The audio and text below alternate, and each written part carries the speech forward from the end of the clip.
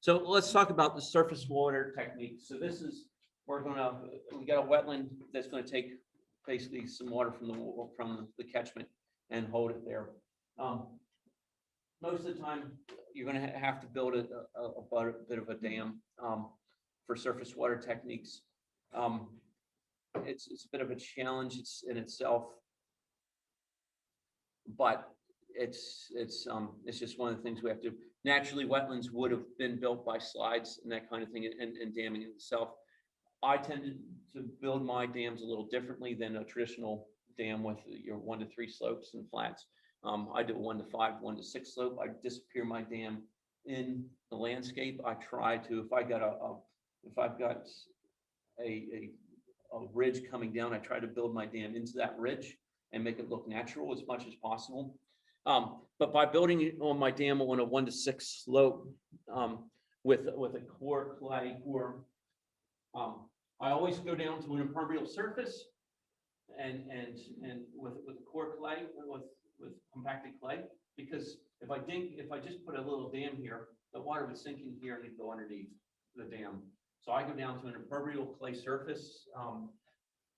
It's usually a gray clay, but you got to watch out because sometimes those gray clays are actually gray sandy clay. So you just need to test it. And then I do 1 to 6 slopes on both sides. The reason I do 1 to 6 slopes, and I hardly ever go above 1 meter on my dam because I'm trying to make that blend in naturally. I'll go down because I need material to build the clay in this. So I go down here to create that. So if I go a ½ meter here, but I go down a ½ meter here, that gives me 1 meter depth in my wetland, which is the max you need for most wetlands. If you go above 1 meter or 1.5, you're moving into a lake system. The other reason is at 1.6 slope there, if I got trees growing on here, I don't have to worry about dam failure, where if you got a dam with a 1 to 3 slope, you got to maintain that tree free. So you don't, because it will ruin your dam. I could have a tree growing right on here that won't affect the dam. I've never had it really break through that clay layer and cause any problems. So really quickly, to do the height of the dam, it's the difference between where you want to put the dam and where the top of the water is in the water set you want. So as you go up and you say, we want the water to be up here, you measure that to where your dam wall is going to be, and that's where you get your height. If I have to go above 1 meter, I'll build a series of small dams or small wetlands across instead of trying to build a big one here.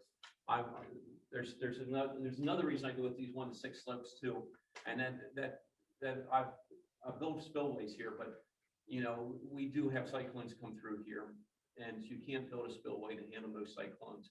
But with a 1 to 6 slope, if I get a water flow over, it's not going to ruin my dam. It'll just flow right over, and it's not going to cut through here because it's a nice slope. The shallower you can make those slopes, the better you are on them. As long as you got that good clay core in there to prevent the water from going through the dam. Also, Cora will burrow through a steep dam and start some tunneling. If you got core in your pond, and also it blends in, makes it look natural. So I'll walk you through the steps on a couple wetlands, and then you'll see this pattern emerging and go on. A little bit background on this wetland. It's on a river terrace. So it's on the streams here. It's on the second terrace. It was a natural wetland at one time, was drained, and basically they just dug through the terrace down to the next terrace to drain it. It's a little bit of a challenge there, and really easy to blend it in with the landscape because you had that terrace there. There's a second wetland over that they drained down the terrace too. So what we did is we got in there and we cleaned out that old drain where they drained the wetland from. And then I dug it down to that impermeable surface. And the whole time he's digging, I'm going in and testing those soils. Got really good clay soils, and then we get in that gray clay. It's like, Yeah, it's really good. And basically, a lot of times the water just doesn't get beyond that. And that's my impermeable surface.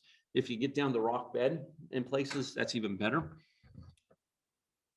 Again, that's wetland, that's our natural layers of soils.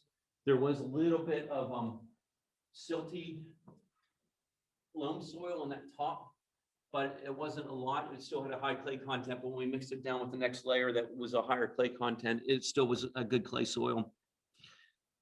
As we went down that impermeable surface, we had a little bit of groundwater, and you'll find that in most wetlands, even if you're building a surface wetland that takes surface water, you still have groundwater there. In that, and by putting that clay plug in to the impermeable surface, you're actually picking up that water, so you add that groundwater to it. But don't design a wetland based on using both techniques. Say I'm going to build a groundwater dam or a groundwater wetland that is going to be wetlands that's going to be fed by wetlands. I'm going to build a surface water wetland that's by surface, and not say, oh, I'm going to use a little bit groundwater and a little surface. It's a bonus when you got the groundwater adding to your surface water.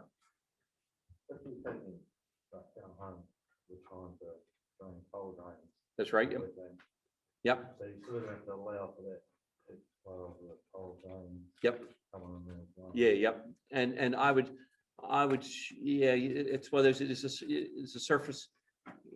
You treat it like a surface wetland. But yeah, I would. Yeah. We'll have a little bit of a chat with that about that because we've built a few of those around drainage tiles in the past.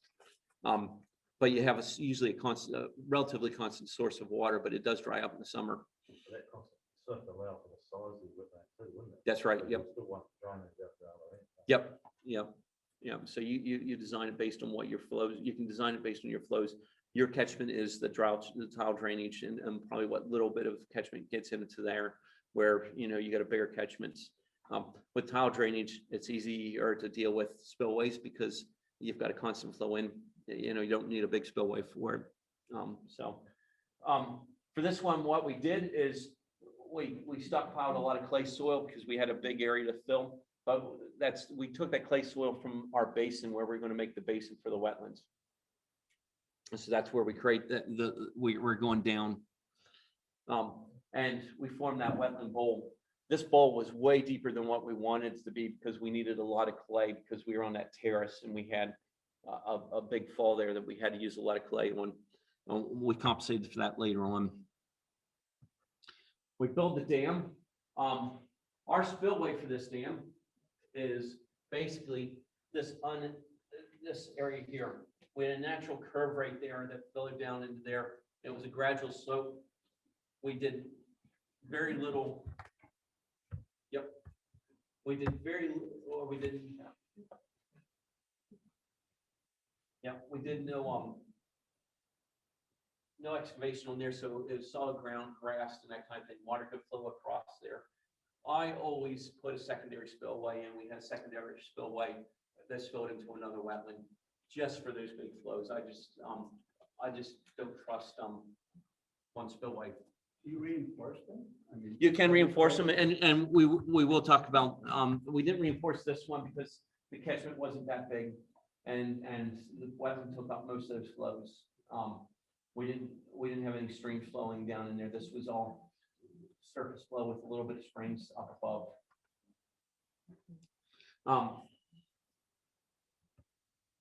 And those are the things you got to take into context, how much water's coming down. So then we took the topsoil that we took off when we did the excavation. We took that topsoil, it was stockpiled, and we spread that all across that excavated clay area for two reasons. Is there's a lot of seed in that topsoil of native vegetation. And secondly is the bugs really respond to it. And thirdly is that if you have water over exposed clay soils, it gets murky and cloudy. And just by putting that layer of topsoil over it, you get clear water.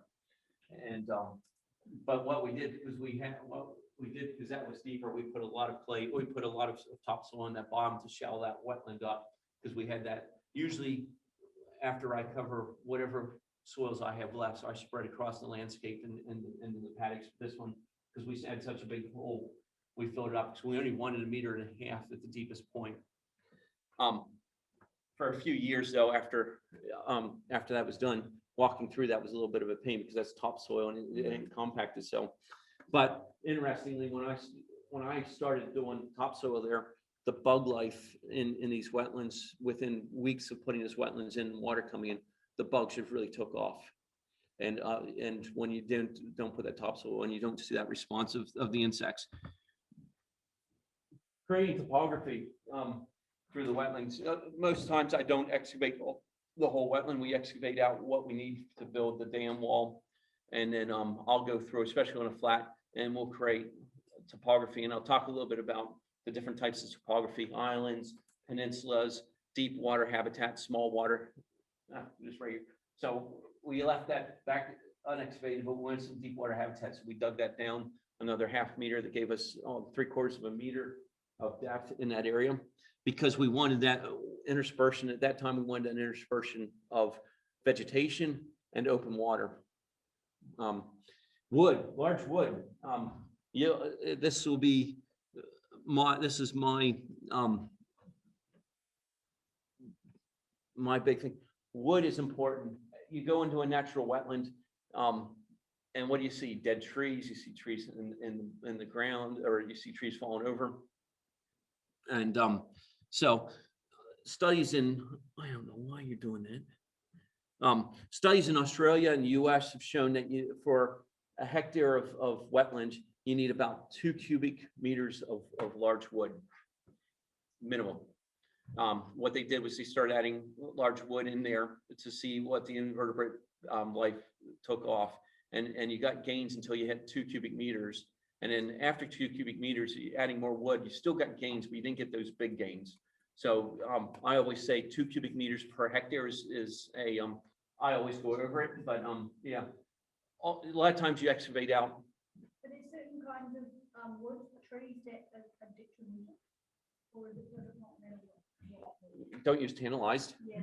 Yeah. A lot of times I'm using whatever we have in sight. You know, if I've got a pine forest over there, I'll pull a pine forest. This is an old Cacatía stump. I think is that one's a Cacatía stump that was there. And sometimes you just don't have it on site, and so you just don't use it. But what you want to do is the best thing is you go to natural wetlands and you try to mimic what we're trying to do is make it look and function like a natural wetland.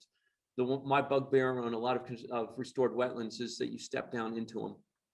You know, everybody digs them with these steep sides, and a natural wetland you never step down into. It's a gradual slope in, and that from wet to dry is this big wide slope. Still hard to get digger operators to do those gradual slopes. And you talk to them, they get it down, and then you turn your back and you're doing something else. You come back and they're back to the steep slopes. Partly because it's easier because of the machinery and the arms, but you just stay on top of it. So you've got, say, some wild pines. Yep. I'd leave them there and just let them die there. Yeah. So would you poison them, fell them? If they're going to get underwater, they'll die. Or if the roots get waterlogged, they'll die. So I just leave them there and let them die naturally. And then you've got these big old snags for bats and that kind of thing. Yeah, sometimes I'll pull one down or two so I can put those in the water. A lot of times I put these with one end high, that would be out of the water, and the other one dipping in. And what you see is like bittern, egrets, or heron, sorry, and ducks. They'll walk up and down these things and that kind of thing. They create a little bit of island habitat there. It does get over, and it creates those loafing spots. Kingfishers will sit on them, that kind of thing. It's great if you can get a tree with a whole lot of branches in and put it in, because then you get that habitat for eels, old roots. Root balls. Yep, root balls. And that's a lot of times when we're excavating out to build that groundwater dam, we come into the old Cacatía stumps. I just throw them in the wetland and then spread them out as we go. Some of them are sitting above the water. Some end up sitting above the water. Some sit under. And the same way with islands, you don't have to have those islands above the water. If they're just below the water, you get different vegetation growth and you have that biodiversity. So same with willows, if you successfully kill them, you just leave them standing. That's right. Yep. Poplars, Definitely don't cut them down. And that's the other thing, probably, if you do have wood to bring in and it's willow, probably leave it for at least a year. That's right, yep. Yep. Because it could be viable. yeah, well, So you actually remove it, or you just leave it standing dead. Yeah. Hmm. yeah, willow is one of those, willows and poplars are both those, make sure they're dead before you put them in, or you're gonna be going back and dealing with them. And this is what that wetland looked like, actually 5 months later. You know, incredible growth of rushes in there. We had a little bit of patches, a remnant left wetland in there with those rushes, but the seed source was just great. And we did the wetland in January. This was late March, early April, and we had all that growth over that time in the summer. And then after you're done, buffers. You know, wetlands, we think at wetlands as units in themselves, but actually they're part of a bigger ecosystem. So, you know, a buffer of dry native bush really helps with this, enhance that biodiversity, and that's from a biodiversity standpoint. Again, this is the same view of that wetland. This is the edge of that dam wall, but nice shallow habitat, stumps sticking out. We left that cabbage tree there. It depends. Cabbage trees are important with some of the iwi groups in Hawke's Bay. So we try not to touch them. If we have to touch them, what we do, if it's alive and we have to remove it, we lay it down on the side and we get more growing. But yeah, you got to be culturally sensitive around, at least in Hawke's Bay. I don't know what it is down here, but with cabbage trees and iwi groups, and sometimes I just have a chat with them real quick to make sure that they're happy with what we do with those cabbage trees. No, this is actually, this will be, it will probably about 50% open water, 50% emergent vegetation is what we're shooting for biodiversity.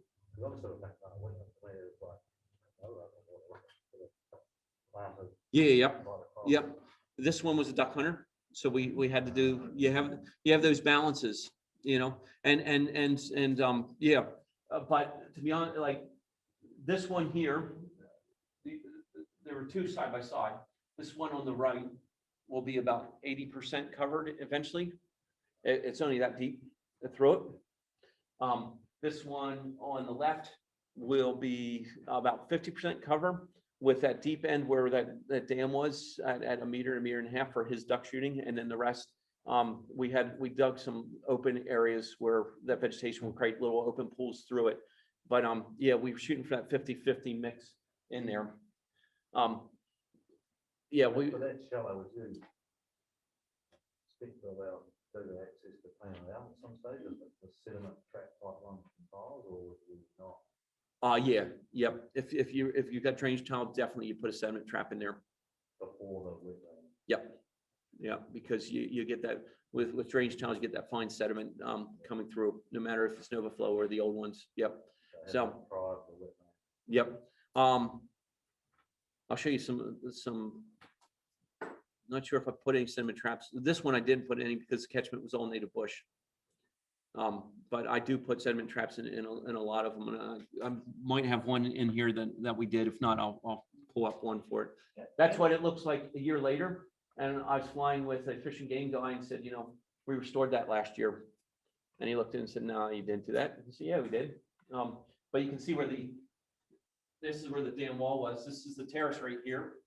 And they just dug that terrace out to drain that one. And that's where we put that plug. Mate, we try to keep existing shading in there if possible to keep the water temperature. That's, yep. And then we had this drain here that we blocked. Okay. Spilled out of here, but then we spilled into this wetland right there. We dug a trench, spilled into that wetland. This wetland spills out across here. There's a natural low area where it goes right back into that drain. So sometimes the response is amazing way within doing. Actually, they were planting that day. But yeah, it was a really cool one. But that was for biodiversity. It wasn't for water quality. Although to be honest with you, that was a perfect size for some good water quality. I can't remember what this. Well over a hectare. I think it was 2.1 hectares in total of those wetlands. So that, just to give you an idea, the restoration work cost us about $6 grand to do that. Okay. It's always like that, yeah. And so, because it was mostly the digger work to build this, to block that, and then, we did see these 3 holes here. They're a meter deep to allow for open water area here. This whole area here will fill up with aquatic vegetation. There's an open water here, and then this will fill up with aquatic vegetation about here, and then that little bit is open water, mainly because we just didn't have soil to shallow that, and ended up 1.5 meters. Is that 6,000 without plants, or is it? Without plants. Right. Yep. And so you'll want to triple that for your plants probably. This is a good rule of thumb for me. Yeah. Will you be planting into the open water? No. This one we won't. We have such a good seed. We got all those rushes coming in already. The one thing that, we might plant a few rare plants in there once we, it's one of those that after we can go back and now that we know what the water, how the water sits in there, if it, how much of it dries and stuff, we can start putting some threatened plants in there without any problem. This one's completely protected. Actually, after we did the wetland, QE2 actually agreed to covenant. They were covenanting that native bush, but after they saw the work we did, they said, can we add the wetland into the covenant? And the landowner said, yep, as long as I can shoot my ducks in that little corner, I'm happy. And you can do that with the covenant. So we had that completely covenant. So it's protected. So if we do have some threatens, like CUDA up there is very rare. We can stick it in there if we wanted to. But I'm really sitting back 3 years in. I'm really sitting back to see what comes in naturally, because the ducks will bring a lot of that stuff in. Can I just go back to that depth question? It's a Yep. really important one, because I guess it does depend on your objectives. That's for- right. For the wetland, Yep. if you are primarily wanting to filter and attenuate the nutrients, and then you have a much bigger percentage of the rushland, reedland component. If you want to disinfect the disease-causing organisms, you'd have slightly larger areas and a little bit deeper for the sunlight disinfecting those E. coli and pathogenic disease-causing organisms. But if you are designing it for marsh birds like bittern and spotless crake and marsh crake and what have you, you've got to look at their leg length. You don't want to go longer than their legs. So their legs are about 250 to 300 mils long. And so you design it with that depth in mind. So if you're really going for conservation, biodiversity benefit, then that's what you need. And that 50% coverage of the open water is a rule of thumb. Yeah, for biodiversity, yep. So, It varies, if you have bitter, if you really wanted bitter, you'd have it thicker in Ralpho and others than that 50%. However, that being said, for the catchment size of this, if this was not, if this wasn't bush and this was agricultural land, and I was restoring this for water quality and biodiversity, this would be the mix of open water and shallow emergent vegetation would have been enough to actually clean that catchment. So a lot of times when I'm building wetlands that are supposed to be water quality, I still try to put that biodiversity aspect into it and try to measure. I might make it bigger if I can. That way I get that catchment, that shallow water to take out the nutrients and that kind of thing, and still maintain a little bit of open water for biodiversity. If you didn't have open water, quite happy to have 100% planted, covered. Yeah, and it all depends upon what your objectives is. Yeah, marsh crake, spotless crake, bittern, more cover the better. Oops, batteries die now. My plug's over there. We got an extension cord. I think a general sort of theme here is diversity. Yeah, Just diversify your habitats, build it, and they will come. Are you going to talk us through the decision process? If there is one on, like, where do you put the humps and hollows within it, and how you look at an area and. Okay, you know, my decision with the humps and hollows, and we'll go through it real quick. It's based on my experience with natural wetlands. Okay, and also based on what the ultimate objective of the landowner is too. So when we work with landowners, which you do, and a lot of us do, there's like this multiple objective that they want. You know, they want duck shooting, but they want clean water, this kind of thing. Yeah, say, you know, if I wanted to imitate a Kikatia swamp, I'd put a lot of humps in there. You know, actually plant those up with Kikatias eventually. You know, it all, and then the next thing is how much money you have, you know. So can you do it wrong? You know, can you put too many humps in that it doesn't function like it should, or? No. Is an effort to put a wetland in somewhere always gonna be beneficial? Yeah, I don't think you could do it wrong. Like I said, it's all about your objectives. You can make a mistake though by taking areas that are like wetland type that is really limited and rare, like some of these ephemeral ones. That's right, yep. And think, oh, there's a wet area in my farm, I'm going to turn that into Into a a- wetland, and then dig it out in shallow water and things like that. Yeah. And in your where you live in, there's masses of shallow water, like open water wetlands. There's a lot of that habitat, but there's these other type of ephemeral type scenarios. Yeah. It's very limited to that. So And- you can get it wrong by Yep. changing the type that you've got there. And then you get a lot of that with landowners. They'll come and say, I've got this wet area. I want to make a wetland out of it. You go there and it's like, well, it is a wetland already. You know, and that's where you go into what was historically done to that area. Is it a degraded wetland or is it a natural wetland? Is that the natural hydrology of the wetland? And try to imitate those. Based on, if you were trying to imitate a Kikatia swamp, actually, you can have those humps, you can have a lot of humps all through there without any problem. It's just what your objective is and what the landowner's objective is. And the site kind of dictates. Yep. Yeah. I mean, you can do anything, but it all costs more, so. Yep. There's some areas. that- And that's what it is. A lot of times we get the hydrology set up and then I look at the budget. What do we have? What can we do? And that kind of thing. So if you had a boggy area that didn't have a visible outlet, like if it hadn't been visibly drained. Yep. Whacking a fence around it and just leaving it is probably the best thing you can do. Probably, yeah, just make sure there's no subsurface draining there, and then planting it up in whatever would have been. If you have those boggy areas, they might be little peat domes at one time or that kind of thing, you know, so.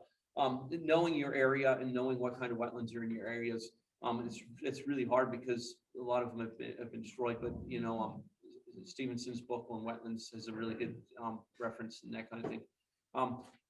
The more you visit natural wetlands, the better you feel for it. You go.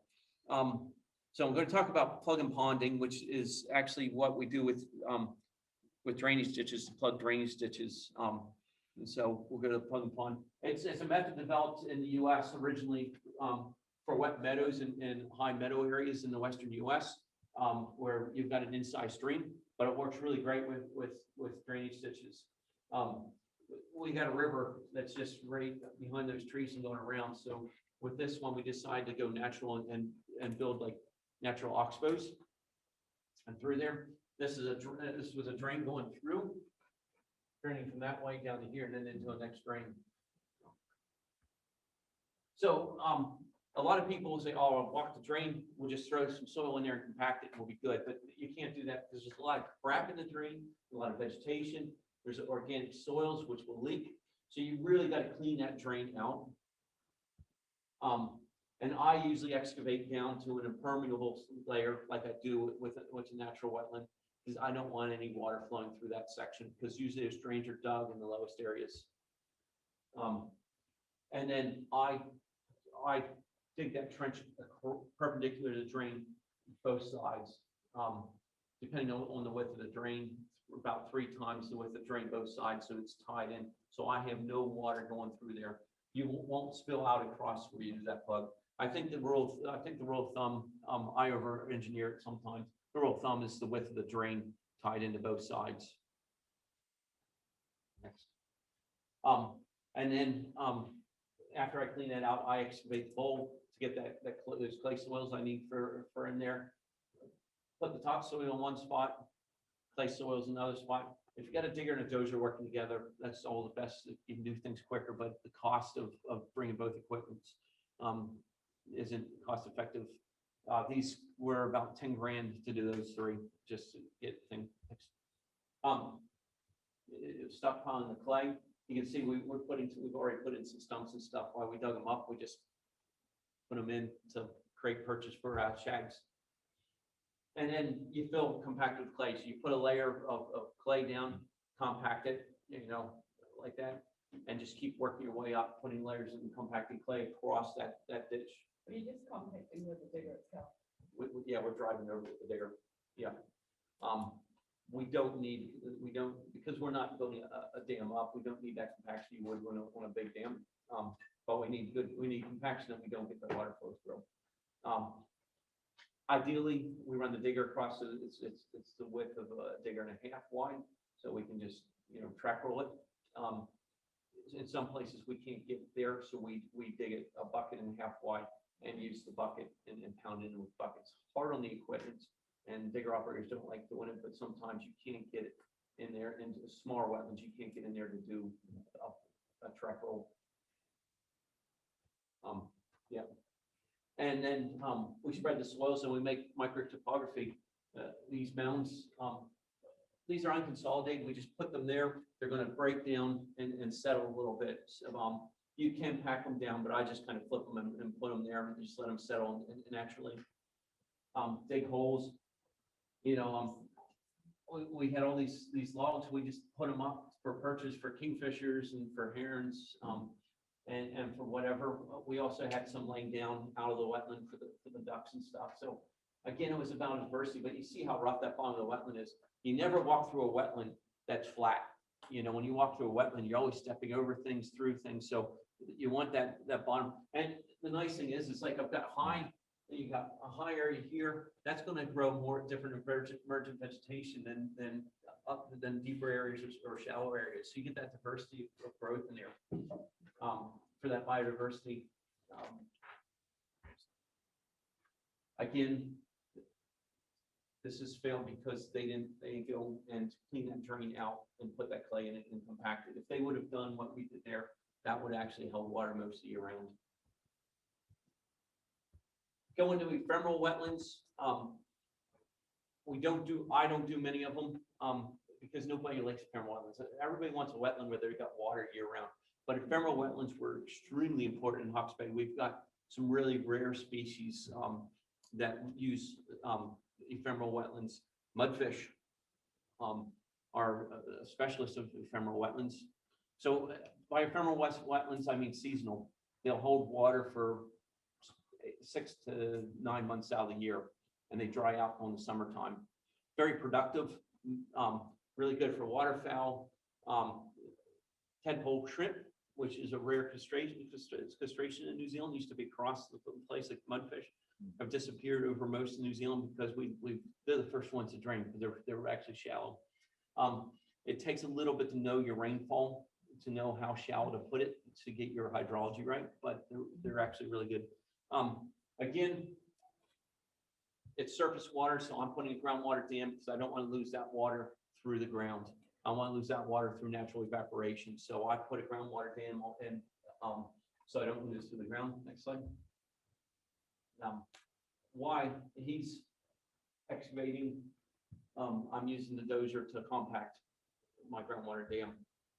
And those guys work together on so many projects. It's like watching a ballet with those guys doing the work. I admire heavy equipment operators when they work together. It's amazing. There's several times I just like, oh, they're gonna collide and things right through them. They're so aware of things that go on because they work. When guys work together for years, they just know what each other person's thinking. Form the bowl. Again, spread the topsoil. You're seeing a theme here. Next one, put topography in, deeper little holes, mounds, and some wood, and that's what we end up with. A nice little ephemeral wetland, and pump it, and it's starting to fill up. This one in the background is actually groundwater wetlands. This is up just slightly higher. And, our catchment for this was just, actually the size of this room. So we knew this wetland, no matter how deep we would not be able to hold water in there, so we decided to make that an ephemeral one. That one, we had a groundwater table of a meter deep, and I'll talk about this a little bit later. The groundwater table was a meter below the ground, and we lifted that groundwater up to fill that wetland.